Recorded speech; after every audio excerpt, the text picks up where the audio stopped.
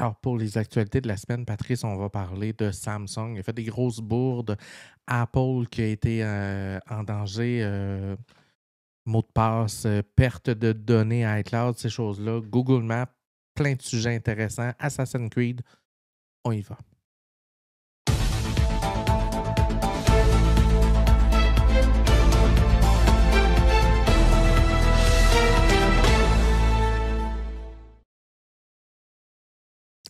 Alors, cette semaine, Patrice, on apprenait qu'il y a eu une fuite de données de 2 millions d'adresses email et de 17 000 identifiants iCloud, Patrice, qui ont été exposés après le piratage d'un stalkerware. Je ne connaissais pas ce terme-là. Un stalkerware, c'est un logiciel qui sert à tes pieds, donc un logiciel espion. Ça porte un nom et il était sous la forme d'un contrôle parental, Patrice. Qui ne l'eût Oh, cru? Une société avait créé un contrôle parental qui s'appelle SpyX. Et ce logiciel-là a extrait les données, des identifiants iCloud des gens chez qui j'étais installé. Et là, c'est tellement un problème que, évidemment, Apple a été notifié de ces choses-là, mais les gens qui ont le logiciel installé, la société qui a fait l'enquête, dit de ne pas désinstaller rapidement SpyX parce que comme c'est un stalkerware, il est fabriqué de façon à se rendre compte qu'il a été désinstallé et donc peut faire des actions suite au fait que, oh, il y a quelqu'un qui vient de désinstaller, donc je dois utiliser les données immédiatement pour pouvoir arriver à mes fins ou ces choses-là. Donc, il conseille d'aller consulter une firme de sécurité pour bien réagir face à ça. Donc, si vous avez un appareil sous lequel vous avez un contrôle parental qui s'appelle SpyX, je vous invite fortement à aller consulter des professionnels et pas la petite boutique informatique du coin de rue, non, soit dit en non. passant. Oh oui. Prochaine nouvelle, Patrice, Samsung for Android nous apprend ça. Écoute, la merde totale. Samsung a publié une mise à jour pour les barres de son. OK. Et là, il a transformé des milliers de barres de son en briques. Et quand je te dis en briques, la barre de son ne redémarre pas. La barre de son, les boutons sur la barre de son ne font plus rien. Fait que le firmware à l'interne est. Et là, ça pose problème parce que là, Samsung ne répond pas. Parce que là, tout le monde font des plaintes et tout ça. Puis là, comme la barre ne répond pas, tu ne peux pas juste envoyer une mise à jour dans le cloud puis écoute, Non, non. reboot l'app, ça va être correct. Là, ça implique de faire peut-être d'envoyer une clé USB par la poste aux gens avec le bon firmware dessus pour qu'il y ait une procédure, tout ça, ou de renvoyer la barre. Et là, il y a certaines personnes qui ont réussi à contacter Samsung. Et là, Samsung a dit, ben, vous allez devoir payer pour nous envoyer la barre. Donc là, les frais de Wow. et là, les gens ne sont pas contents. Quand c'est pas de ma faute, là. Puis, il y a des bars là-dedans, Patrice, qui valent 1000, 2000 $. Donc là, il y a des gens qui vont se retrouver des bars qui n'ont plus à la maison.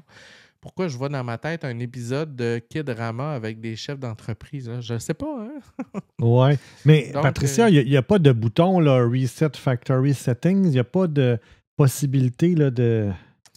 ben là, je connais pas le produit parce que je ne l'utilise pas, donc j'ai pas de. Je ne l'ai pas testé, fait que je peux pas te dire. Je Ouais. sais que quand tu as un produit qui est bien construit, normalement, tu es supposé avoir dans ta mémoire un vieux firmware et le Oh nouveau oui. firmware. Et quand tu as un problème avec le firmware en question, ben, tu fais ce qu'on appelle un reset plus Oh oui. complet. On appelle ça un hard reset. Et là, le système, au lieu de tenter de réinstaller le nouveau firmware qui vient de télécharger, il va roll back, il va retourner à l'ancien firmware. Et là, Là, tu ton refais ta problème est mise à réglé. jour après. Tu sais, mais on s'entend, tu sais, ça coûte quelque chose parce qu'il faut que tu mettes le petit bidule, puis là, puis le petit trou avec un trombone que tu Ouais. peux peser. Fait que, tu sais, c'est sûr que ça ajoute des coûts à la fabrication, mais ça va leur coûter combien gérer ça versus ce que ça aurait Ouais, puis coûté à avoir? Samsung, c'est pas leur première bourde. Non. Hein? Prochaine nouvelle, Patrice. Fini. Samsung, Google prendrait son indépendance pour le Pixel 10. Donc, ils vont, pour le prochain Pixel de la gamme de Google, la puce Tensor sera entièrement développé en interne, Patrice. Chez Google. Donc, chez Google, ils prennent le pari d'Apple. Évidemment, on ne se le cachera pas, Patrice, c'est probablement pas étranger avec les problèmes avec la Chine, puis TSMC, puis tout ça, puis qu'on veut avoir une plus grande indépendance au niveau du développement de la puce, puis contrôler les intrants, les sortants, puis l'architecture, ces choses-là. Ouais, Donc, ouais. pour eux, ça a plein d'avantages, mais ça veut dire que c'est un partenaire. Là, je dis la Chine, dans ce cas-ci, c'est pas tout à fait correct. Samsung est coréen, mais on veut quand même ramener l'expertise. Donc, on peut parier que la prochaine puce, je pense que c'est Tensor 6, qui gère toute la partie neuronale, l'intelligence de l'appareil, va sortir en septembre avec le prochain Google Pixel 10. J'ai très hâte parce que, pour ceux qui ne savent pas, j'ai 2 téléphones toujours. J'ai mon iPhone 15 Pro Max et j'ai un Pixel 8 Pro que j'utilise. Donc, parce que je veux être une personne équilibrée dans la vie, donc je tiens à comprendre et interagir avec les 2 systèmes, Android et Apple, pour ne pas perdre la main lorsqu'il en est le cas. Donc, vous pouvez être sûr qu'en septembre, je vais être rendu à changer mon Pixel et je vais avoir un Pixel 10. Oui, oui, oui. Prochaine nouvelle, Patrick. Apple Mot de passe, c'est Mac Forever qui nous apprend ça. Une faille de sécurité a exposé les utilisateurs au phishing. Ça n'a pas été très, très publicisé. Ça a été corrigé par Apple éventuellement. Et en gros, Patrice, c'est que, je ne sais pas, tu utilises-tu l'application Password? Oui, oui. Évidemment, pour ceux qui ne savent pas, l'application Password, c'est un trousseau complet qui gère tous tes mots de passe. C'est très, très bien fait. Ça gère tes clés secrètes. Ça gère aussi les mots de passe aléatoires, là. Donc, si vous avez des sites qui nécessitent un mot de passe qui change à toutes les 70 secondes, ça les gère. Ça gère vos mots de passe aussi, ça. Mais ça fait plus que ça parce que si vous avez dans l'application mot de passe, vous pouvez cliquer sur, exemple, réinitialiser mot de passe Facebook et l'application va vous amener directement à l'endroit de la page Facebook où vous pouvez réinitialiser. Et c'est précisément à cet endroit-là que des gens ont pu faire des attaques par phishing parce que l'application, Patrice, transmettait la requête pour afficher la page de réinitialisation en texte clair non protégé. Fait que là, ça pouvait être modifié dans tu comprends que quelqu'un qui était déjà dans ton réseau Wi-Fi, parce qu'il avait installé une porte dérobée, pouvait, lorsque la requête passait dans le flux, t'envoyer une fausse page de connexion Facebook ou whatever le site que tu voulais te reconnecter et bang, on vient d'intercepter tes mots de passe. Ça a été corrigé, mais c'était une grosse, grosse bourte de la part d'Apple. Pas très cool. Je ne sais pas si tu as vu ça passer, Patrice. Oui, je l'ai vu, mais je ne l'ai pas lu en détail. Ouais. Depuis le 13 mars, le gouvernement du Québec a suspendu l'usage des assistants virtuels reposant sur l'IA générative au sein de l'administration publique. Cette décision découle d'enjeux liés à la sécurité de l'information, à la protection des renseignements personnels et aux considérations éthiques. Les organismes publics doivent interrompre leur expérimentation et acquisition jusqu'à nouvel ordre. Certaines exceptions sont prévues, notamment pour les projets déjà en place ou approuvés par le ministère de la Cybersécurité et du Numérique. Cette suspension vise à encadrer strictement l'usage de l'IAG dans l'administration publique. Es-tu surpris, Patrice? Non, je ne suis pas surpris. Tu sais, moi, je travaille dans le domaine technique. J'ai conscience des dangers et je vais te donner un exemple. En aucun cas, je vais copier des données personnelles ou des données qui m'appartiennent en clair dans une IA pour y demander d'ensuite aller corriger, faire quelque chose, parce que je sais que la plupart des IA se servent de ce que je lui donne pour s'entraîner. Donc, je donne des informations confidentielles. Donc, si je suis au gouvernement puis que je suis dans un dossier client, puis que là, je suis en train d'écrire une lettre pour répondre aux 10 clients qui va avoir son dossier médical, puis que je copie l'entièreté de la lettre, puis je la mets dans GPT, puis je dis réécris-moi ça. Je viens de donner le numéro de dossier du client à GPT. Là. Puis peut-être des infos personnelles sur l'état de santé du patient. Là, ben oui. Tout à fait. Puis ça, c'est de base. Mais là, moi, plutôt, on est dans le sujet. Fait qu'on sait, on a conscience de ça. Donc, quand je mets des données dans le moteur, je sais quoi mettre, quoi ne pas mettre. Et là, il semble que le gouvernement a fait wow, on arrête tout ça. probablement le temps d'édicter des nouvelles politiques en disant à partir de maintenant, si vous mettez du contenu, voici le moteur de recherche que vous pourrez utiliser parce que celui-ci ne prend pas vos données. Voici ce que vous pouvez mettre ou ne pas mettre dans l'intelligence artificielle. Et ça me surprend qu'il n'y ait pas ça encore parce que moi, pour mon entreprise, on a déjà une politique Ouais. qui est là. Narcomet disait qu'il l'avait permis, puis après ça, whoop, là, il backtrack, puis une chance, là, il était temps qu'il se réveille. Mais, tu sais, c'est. Puis on parle du gouvernement, mais c'est probablement vrai aussi dans plein d'autres compagnies. Là. C'est pas vrai que toutes les grandes compagnies puis sont à jour, puis ça va tellement vite. On a tellement un manque d'expertise en technologie dans ces entreprises-là que tu sais, hey, j'ai vu ça, on essaye tout ça, on l'essaye, alors finalement, ça remonte plus haut, tu sais. J'avais déjà raconté l'histoire. C'est difficile depuis s'en servir, ça va bien. Ah oui, puis j'avais déjà raconté l'histoire, tu sais, chez Desjardins, la première application mobile sur iOS, c'est un des développeurs qui a fait ça part-time. Il a développé l'application, il l'a connecté à tous les services web qui étaient déjà disponibles en ligne, puis il décide d'aller mettre ça dans l'App Store. Il n'y avait eu aucune autorisation. Puis là, ben, ça fonctionnait. Ben, c'est sûr, ça fonctionnait, mais wow, là, les moteurs, là, c'est pas de même que ça marche. On fait d'Audi, là, c'est ça? Mais non, c'est ça. Ouais. Puis c'est la même chose. Fait qu'évidemment, on a une période. Tu sais, ça me surprend pas parce que, tu sais, moi, je l'utilise depuis ses débuts. Tu le sais, on en a parlé depuis le début, ces choses-là. Je suis loin d'être dans l'expertise, là. Mais quand j'en parle dans mon entourage, j'ai souvent deux ou trois comportements typiques, là. J'ai le créateur créatif qui dit « Moi, je touche pas à ça, ça vole les données des artistes et je suis contre l'intelligence artificielle. » Moralement, le discours se tient. Malgré que, éventuellement, peu importe ce que tu penses, il va falloir soit que tu embarques dans le train ou que tu le regardes passer. C'est mon opinion. Oui. Deuxième approche, moi, l'intelligence artificielle, je ne fais pas confiance à ça. C'est dangereux, ça vole toutes tes données, touche pas à ça. Il y a un peu de nuance à apporter.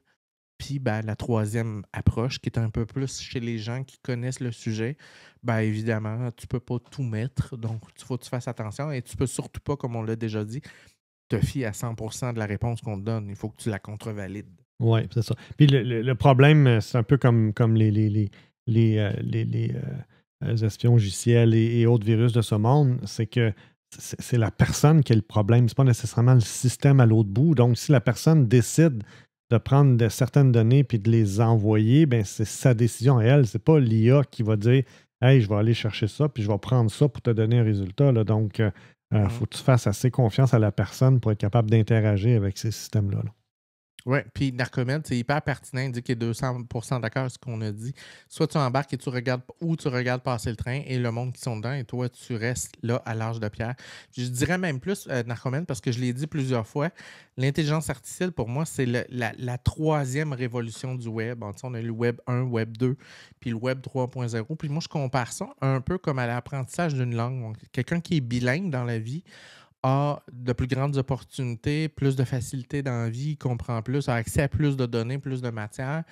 Et les gens de nos jours, les personnes qui sont un peu plus âgées, qui ont un problème de littératie numérique, donc qui sont incapables de naviguer, de comprendre le net, ces choses-là, ont un retard, ont de la difficulté à suivre ces choses-là.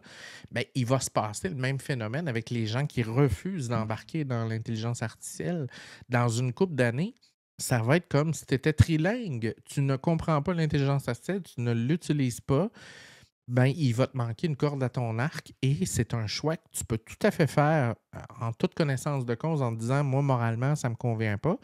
Mais en même temps, cette partie-là, tu ne l'auras pas.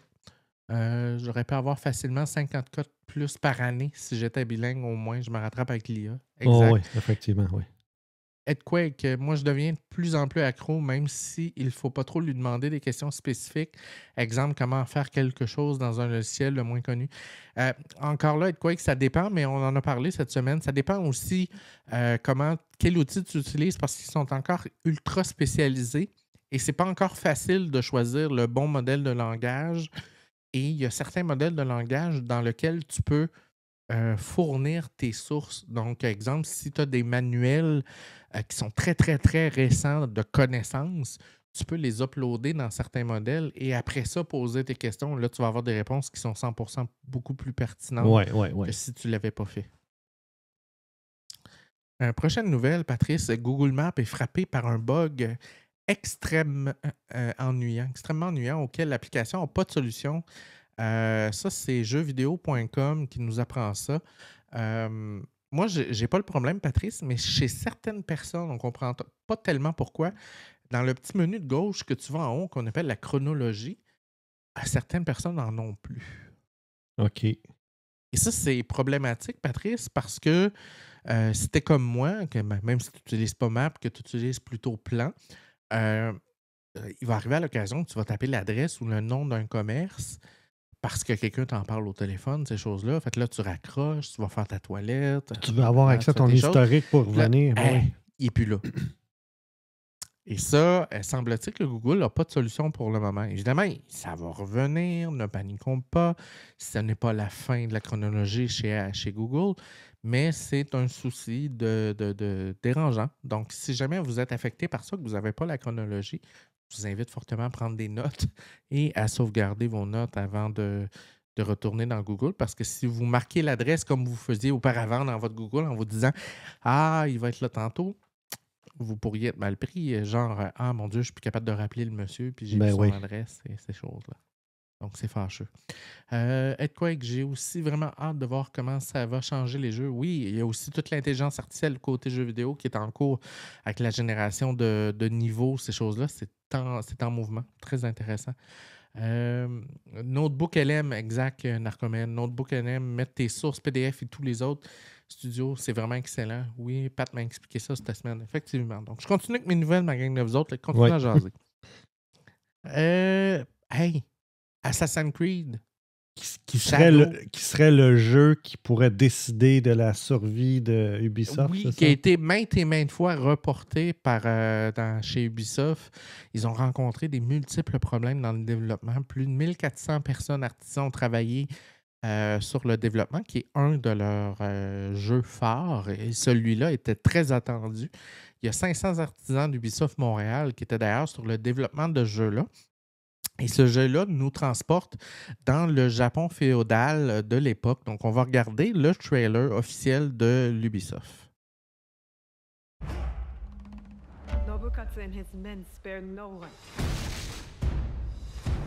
Évidemment, je vais parler en même temps pour être sûr d'avoir peut-être pas de strike chez YouTube parce que c'est possible qu'on en ait, mais si tu remarques, la qualité des graphiques est assez exceptionnelle, Patrice. Pour ce type de jeu. J'ai très hâte. Et pour ceux qui ne savent pas, Apple avait promis que le prochain titre de Assassin's Creed serait porté sur les Apple de ce monde, les puces M2 de mémoire. Donc, vous allez pouvoir jouer à Assassin's Creed Shadow sur votre Mac, ce qui est absolument wow. Donc, bien hâte. Il semble-t-il qu'il est d'ores et déjà disponible. Évidemment, moi, je ne joue pas aux jeux vidéo, donc je suis peut-être en train de vous dire des conneries. Là. Ouais, moi non plus, je suis pas un gamer, là, vous le savez. Donc, j'apprécie plus de voir des gens jouer que de jouer aux jeux vidéo. J'ai plus de plaisir à... Tu vois, même le ray tracing était écœurant. Tu vois les reflets lumineux dans l'eau. C'est vraiment... Ouais, on peut comprendre pourquoi ça a pris tant de temps au niveau du développement. Ouais, il doit coûter un bras. Ouais. Ouais, dans 6 mois, il va être moins cher, Earthquake. Earthquake, ouais, probablement. Puis, semble-t-il que le développement est probablement chiffré dans les centaines de millions. Là. À ce point-là, ah oui? Ah oui. Écoute, c'est comme un film, là. OK, c'est le prix d'un film. C'est fou, là. Okay. Ah oui, c'est le prix d'un film. Là. C'est un gros titre. Alors, pour les joueurs d'Assassin's Creed, à vos portefeuilles, c'est d'ores et déjà sur le point d'être disponible ou ça l'est déjà. Alors, c'est tout, Patrice, pour ma revue de presse de la semaine.